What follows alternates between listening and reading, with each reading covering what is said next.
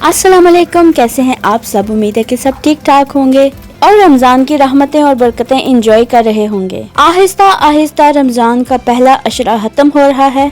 आज है जी 7वां रोज़ा और ये है सिंपल सी हमारी 7वें रोज़े की सहरी। आप बताएं आपके रोज़े कैसे जा रहे हैं और आपकी सहरी और इफ्तारी कैसी जा रही है। सहरी और इफ्तारी के साथ साथ घर के काम काज तो लगे ही रहते हैं। काफ़ी सारे इशाल के कपड़े इकट्ठे हुए थे तो मौसम भी बहुत अच्छा था, तो मैंने सोचा चलो आज इसके कपड़े भी धो दूं। इसके कपड़े हमेशा मैं सेपरेट धोती हूँ क्योंकि जब ये बेबी थी तब इसकी स्किन पे एलर्जी हो जाती थी, तो डॉक्टर ने इसके कपड़े अलग से धोने का बोला था। और वैसे भी बच्चों के कपड़े आई थिंक अलग ही धोने चाहिए क्योंकि बच्चों के कपड़ों में और बड़ों के कपड़ों में थोड़ा डिफरेंस होता है, तो जर्म्स वगैरह की वजह से भी जो है ना बच्चों के कपड़े अलग से धोने चाहिए। लॉन्ड्री को मैं 65 मिनट पे लगा के इसको ऑन कर दूंगी। हर बंदे की कोई ना कोई ऐसी चीज़ ज़रूर होती है जो उसको करना बहुत बुरा लगता है। मुझे एक प्याज काटना बहुत बुरा लगता है और दूसरा पाकिस्तानी स्टाइल में कपड़े धोना, जैसे वो बाहर निकाल के फिर उनको खंगालो, फिर दोबारा से कंफर्ट में डालो, फिर उनको धो, फिर फैलाओ। वो बहुत ही लंबा प्रोसेस होता है और मुझे बहुत उलझन होती है उससे।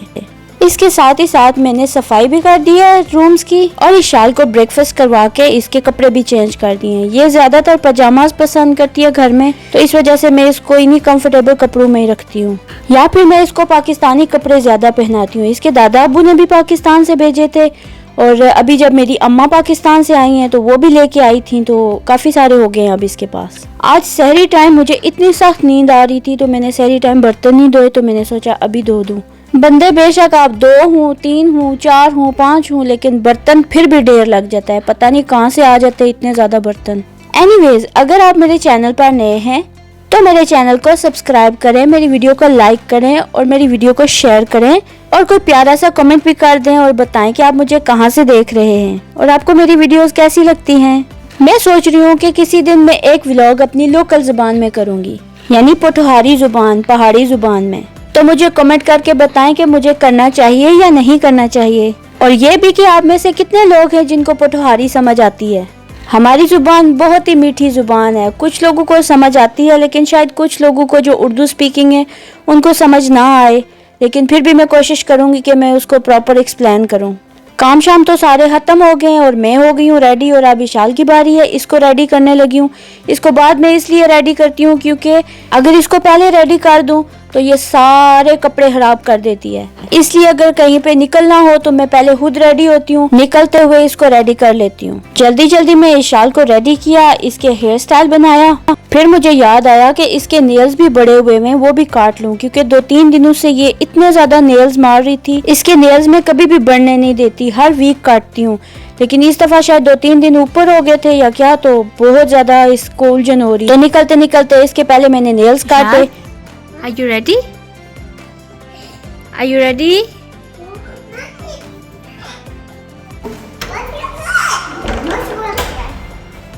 चलें? चलें?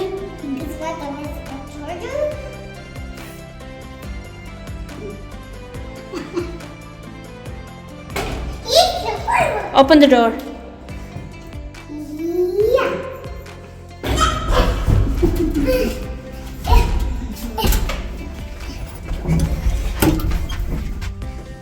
ये नहीं।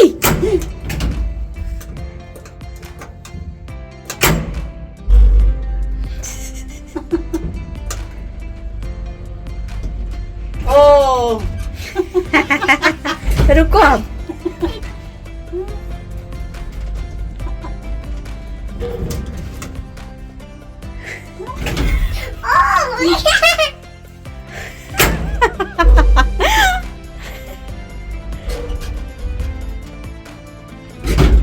चलो ओपन द डोर।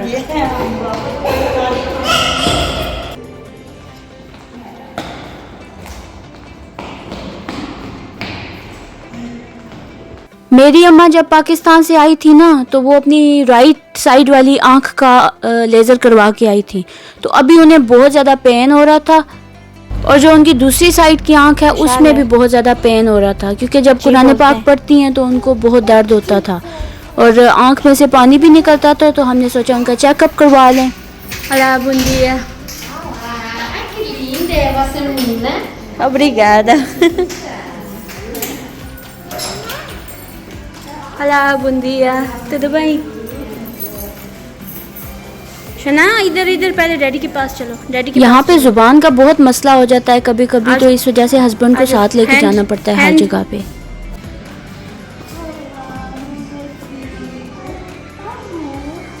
आ जाओ। No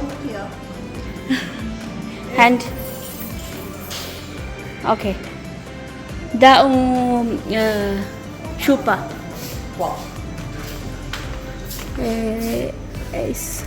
quanto no obrigada Jean thank you करो काबा मारो ये say thank you muito obrigada seu marido ele tá boa agora Agora tá. Uma piada que foi semana passada. Por isso é que eu tive que chá. ok saúde para você para a família também let's go let's go let's go let's go let's go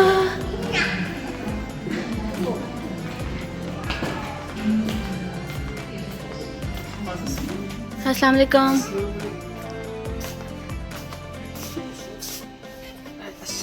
इधर बैठो आप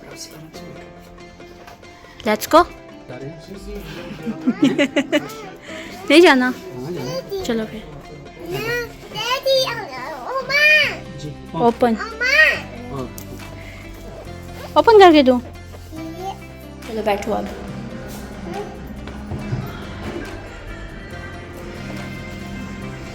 मम्मा की help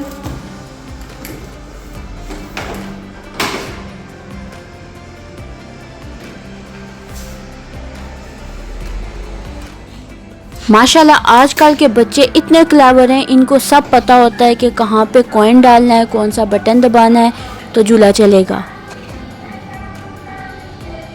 आज मौसम भी बहुत अच्छा है, सही प्रॉपर वाली धूप निकली हुई है और थोड़ी थोड़ी हवा भी चल रही है। तो 2-3 गलियां छोड़ के ही है जहाँ पे हमने चेकअप के लिए जाना है, तो ये भी हम पहुँच गए। तो यहाँ पे हमें अपॉइंटमेंट मिली है कि हमने 3:30 बजे आना है। अपॉइंटमेंट के लिए हस्बैंड और अम्मा ही आएंगे, क्योंकि एक तो वो अफ्तारी बनाने का टाइम होता है और दूसरा इशाल भी साथ होती है, तो ये बहुत तंग करती है। इस वजह से मैं घर पे ही रहूँगी। इशाल से बर्दाश्त ही नहीं होता कि डैडी इसको ऐसे छोड़ के चले जाएं। चलो आ जाओ लेट्स गो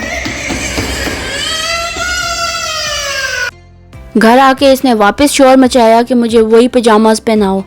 फिर मैंने इसके कपड़े चेंज किए और इसको योगर्ट दिया और साथ ही साथ अफ्तारी की तैयारी शुरू कर दी। यहाँ पे मैं चिकन बॉईल कर रही हूँ क्योंकि मुझे रोस्ट बनाना है। साथ ही मैं सहरी के लिए हांडी भी बनाऊंगी। यहाँ पे मैं अदरक कूट रही हूँ और साथ ही साथ इसमें मैं लहसुन भी डाल रही हूँ और उसको भी कूट रही हूँ। कभी कभी मैं इनको ग्राइंड भी कर लेती हूँ, लेकिन इस तरह दरदरा ज़्यादा मज़े का होता है। यहाँ पे सारा गरम मसाला थोड़ा थोड़ा मैंने डाला है।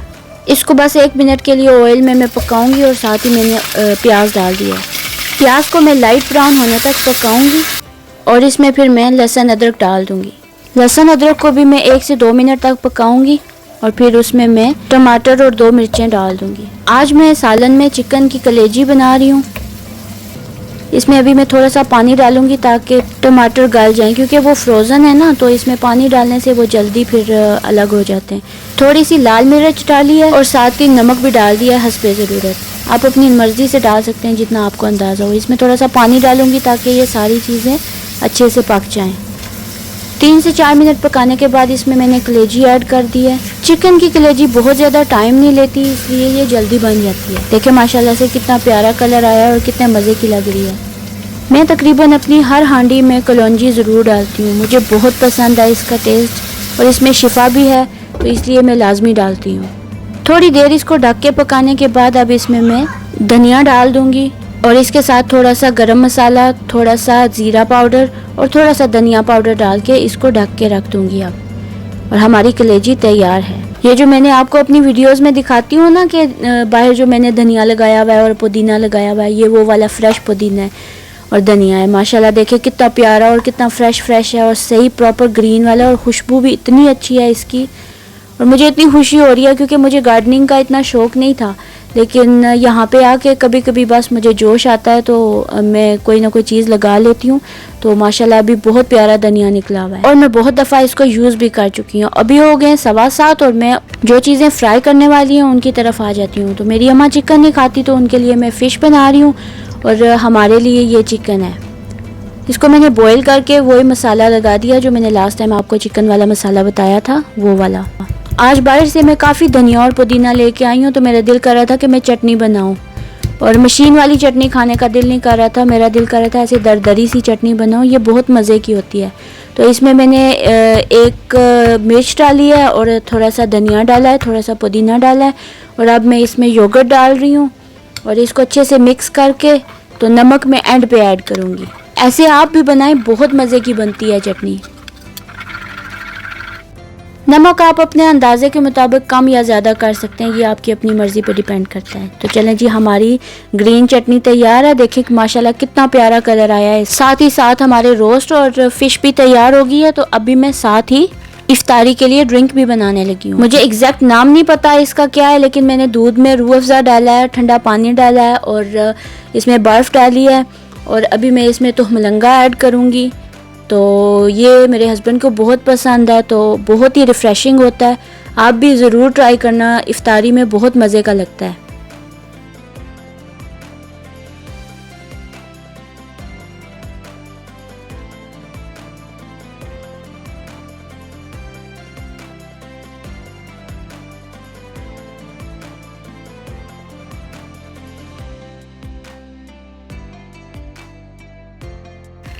उफ़, इफ्तारी बनाने से डर नहीं लगता, लेकिन बाद में ये जो बर्तन धोने पड़ते हैं ना, इनसे बहुत डर लगता है। और बर्तन भी मैं कहती हूँ कि इनमें इतनी बरकत होती है, कोई समझ नहीं आती कि कहाँ से आ जाते हैं। बहुत ज़्यादा इकट्ठे हो जाते हैं, थोड़े थोड़े करते करते भी बेशुमार इकट्ठे हो जाते हैं। इवन मेरे पास डिश वॉशर भी है, लेकिन मेरा उसमें धोने का दिल नहीं करता। मुझे लगता है उसमें बर्तन अच्छे से साफ़ नहीं होते, फिर भी मैं अपने हाथ से ही धोती हूँ।